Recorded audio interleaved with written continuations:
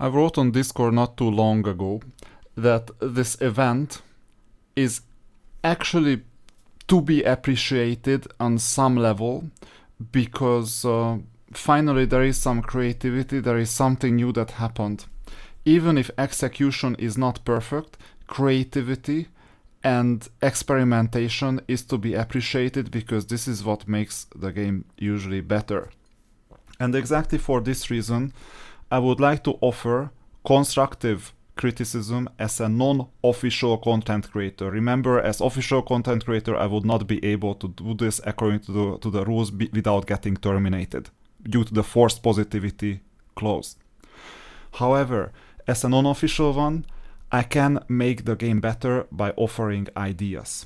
So, let's see what the number one issue with this event is. I didn't make much of an effort. This is like a 15-minute per day type of effort. I wanted to relive and see the early game, what it is like, and wanted to see when the Divine Heralds open. They are not opening on week 3 yet. This is near the end of my week 3 on the journey. You can basically see what is available, what is not available, and exactly because of that, I have SSR units that are my best units currently. You can make a case that I could have picked up the Divine Heralds here. For example, this one. I had the currency for it. But the problem is that I wanted to spend on other things instead, I mean this event currency, that are Vidomino candidates. This is basically a choice. So I made this choice intentionally and left my account with no Divine Heralds. Why? Because I'm not interested in making this account strong or competitive. I'm interested in reliving the early game experience as a new player would. And if you don't tell a new player that they have to pick up the Divine Heralds like twice, or at least a champion or at least a commander, which I, by the way, would have done under normal circumstances if I hadn't had one, then they are left with SSR units at best. And week 1, week 2 is the same thing, they don't even have access to it. Let's see the early game experience for the same anniversary event. You know, that's where we fight 3 bosses, Azure Dragon, all these other things. Let's try to attack level 1. The Grand Festival begins. You can make a case for changing the heroes. By the way, if there was a mercenary that could use someone else's Divine Heralds that they purchased as a community, they could have still done it. But, you know, what can I do at this stage? What else would I be able to bring? I mean, I can use an SR unit to heal. This is my strongest unit by far because it's like 5 stars already, I think, at this stage. And I have like all these SSRs. And instead of the defender, I could bring in another attacker, but it doesn't make sense. These 2 defenders do their job properly. So I could do quite a lot of things, offer some healing or some other things. But let's suppose that I don't know any of these things, and even if I did, it would not help. I could also exchange the heroes that are maxed out. Level 51 unit. Let's see. No one is charging to the back row, you see that. So placement doesn't even matter. Fast forwarding is not possible. And this is the end of the festival experience for early game players. This is the end. So how much currency have I received so far? The supply tribute is not even started because I couldn't finish level 1. They are not getting this currency. I can light the bonfire, they're amazing. I can see what other people did, and you see it's not bright. On other servers we finished, I think, the 3rd chest already in most places. Maybe the 4th. Here it's not possible. And one more thing that affects not just early game players but all players. Look at this. This is okay, this is a guess. Like, if you don't know that for Titan's Thunder, like, which is the artifact, and you think that it's Card of Prophecy, then there are no consequences. You still earn 90 event currency. And then if you think it's Crown of Chaos, which is not, or if you think that it's an other one, which is not, it's still 90 currency. I happen to know the answer, that's why I selected all others. And then you see that you get the 90 festival vouchers. This is not the case with, for example, this one. Here, violating any principles of accessibility and inclusivity, basically what happens is that the reward is 90, except that if you do this after 1 p.m., so 1300, 1 p.m., then it's reduced to 80. This is a direct discrimination of those who have work to do during the day. Which means that they wake up, let's say, suppose that you have a late phase or delayed sleep phase syndrome. Which means that you go to sleep at 2 a.m., 3 a.m., whatever. You do your 7-hour sleep, for example, or 8-hour sleep. You wake up at around 10, and you rush to the office, and you get there at 10:45 after toothbrush, after like original like washing, whatever. You go immediately, maybe eat something on the go. Maybe you don't even eat, and you just eat in the office. And you arrive in your office. Then you get immersed in your work because this is what you normally do, right?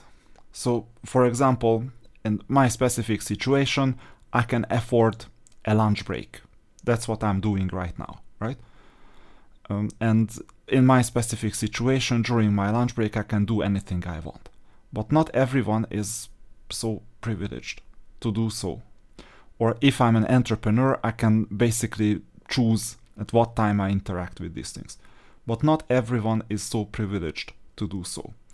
And this implies that those people do their work, and maybe they start their lunch break at 1300 or 1345, for instance.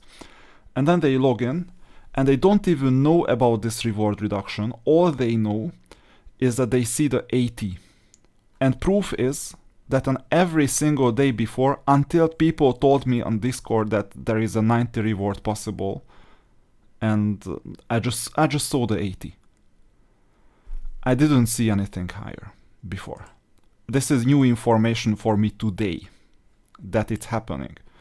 So this is a direct discrimination of those who cannot afford to make time for the game in the morning, and they are not even notified about it if they don't log in ahead of time. I don't recommend doing these things. There is a reason why I showed you the quiz. Just like in this, how your predecessors did during the Sphinx event on every Wednesday, there is basically a way to give more rewards if you answer the question correctly or if you answer the question quickly enough. This is skill. If you give people an opportunity to collect more rewards until 1 p.m. but less rewards afterwards, then this is not skill anymore, but measurement of under what conditions people can interact with the game. And some have the lifestyle choices of, let's say, being able to interact with it in the morning, others don't. And third people don't even know about it, because I could have collected these rewards at least on Saturdays and Sundays had I known about them. But given that I didn't, I never knew this, I always collected the rewards in the evening.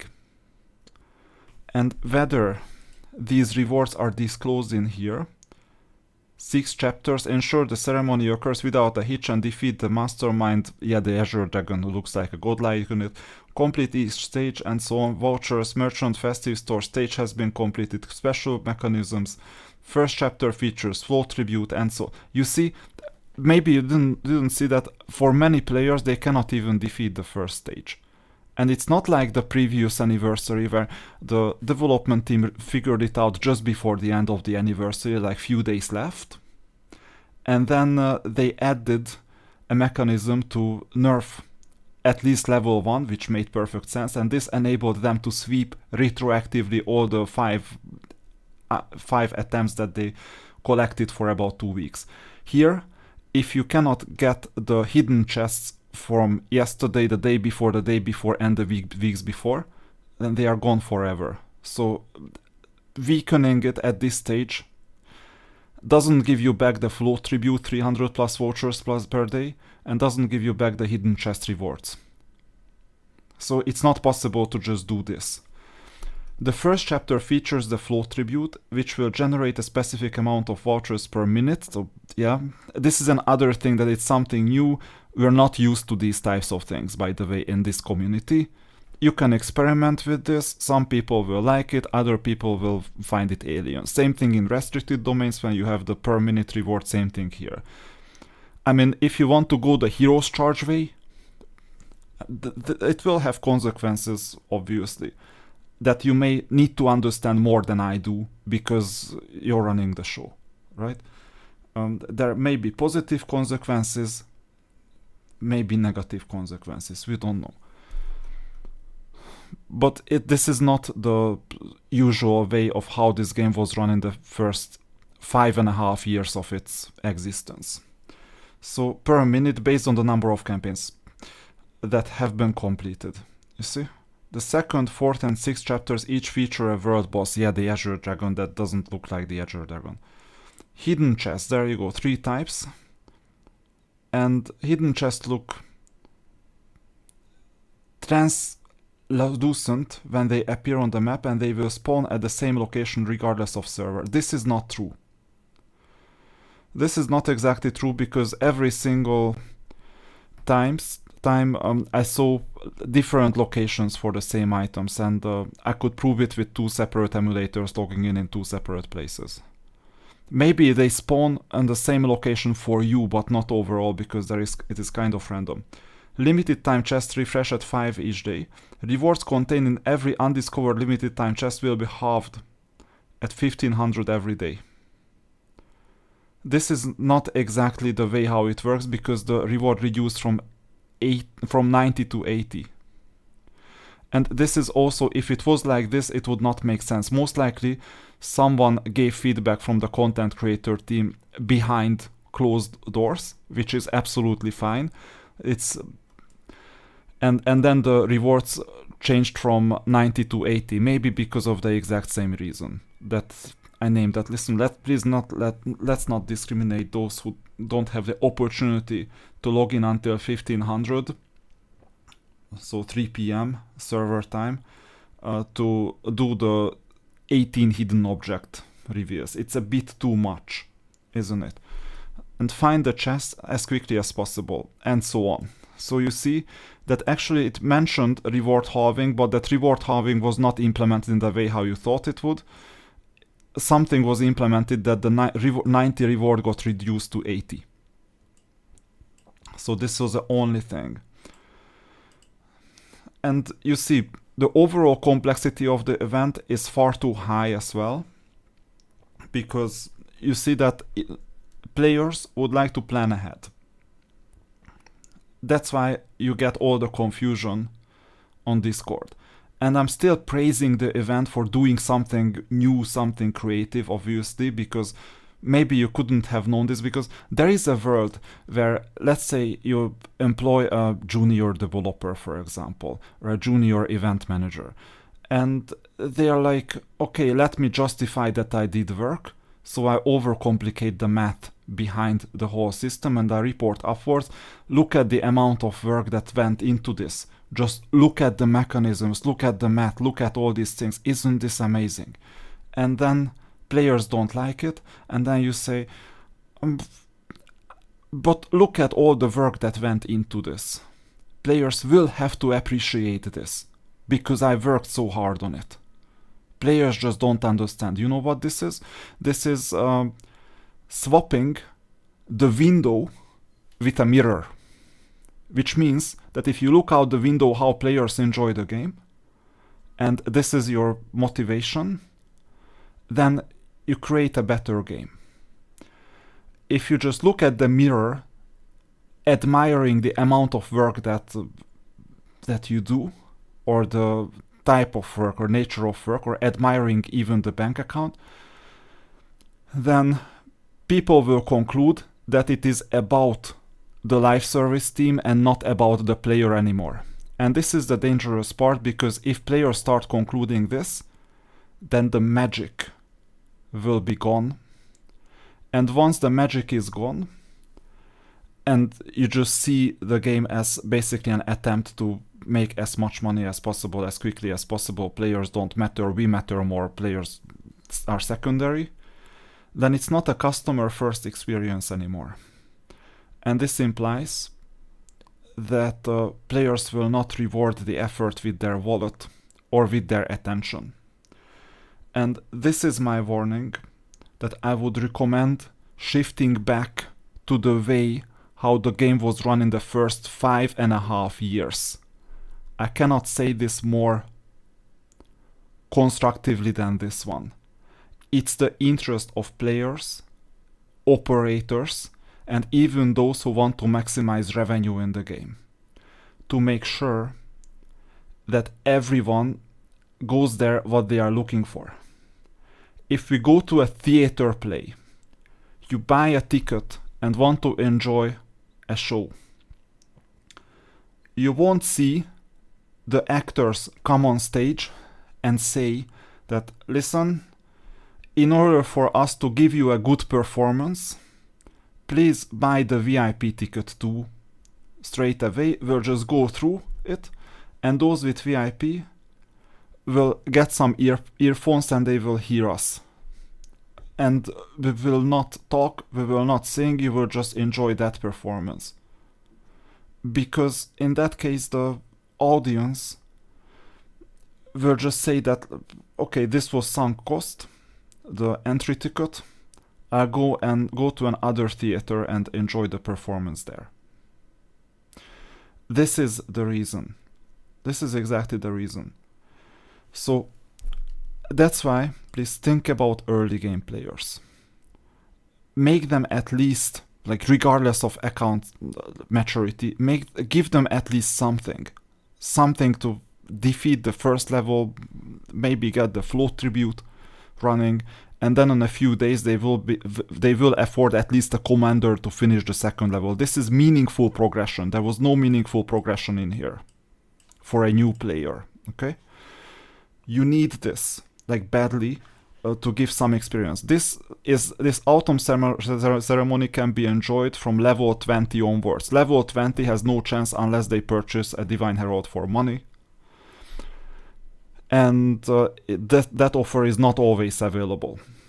So that's number one. Number two, time-based rewards. Number three, time discrimination, at least in the events, is all something that is worth doing. Like prologue is there, but we cannot even go to chapter 2, cannot even go to chapter 3, and so on. And please think about the complexity of the event. You will need less complex events than this one, so that the player base, those who are even habit whales and habit krakens, will know and understand what is going on and will be able to calculate how much they earn from the game and how much of their money they need to sacrifice in order to get more vouchers if they want to get something meaningful from here. That would be the way to go, and this is my feedback in order to move the game back into the live service that many players expected and understood and also gotten used to in the first 5.5 years of its running.